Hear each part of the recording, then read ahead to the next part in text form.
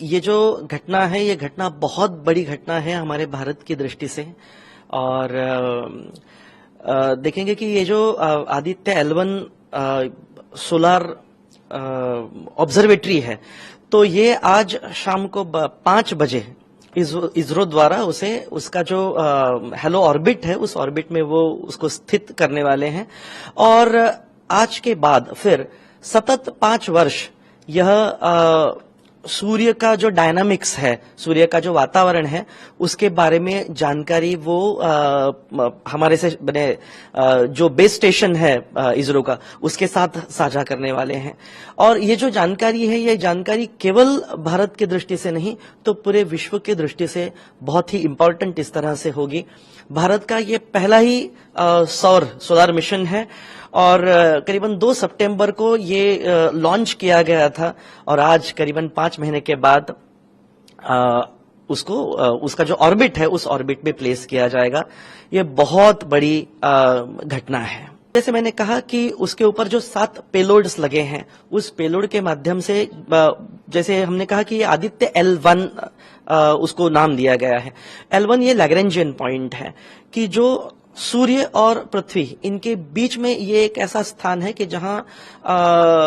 जिस पॉइंट पे ये वहां सतत स्थित रहेगा, हमेशा ही सूर्य और पृथ्वी के बीच में का जो ग्रेविटेशनल ये जहां बैलेंस होता है पॉइंट, तो यहां ये स्थित होके फिर वो सतत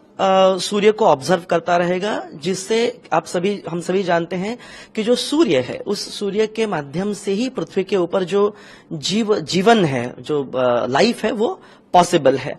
तो सूर्य अनेकों माध्यमों से हमारा जो पृथ्वी है, इस पृथ्वी के ऊपर उसका प्रभाव पड़ते रहता है। तो ये इस माध्यम से या आदित्य L1 ये जो स्पेस प्रोब है, सोलार प्रोब है, उसके माध्यम से हमें सतत उसके बारे में जानकारी मिलती रहेगी। और सूर्य की वजह से पृथ्वी के ऊपर का जो एटमॉस्फेयर है, उसमें जो चेंजेस होते हैं, उसकी बारीक जानकारी हमें पता चलेगी, ताकि भविष्य के लिए अगर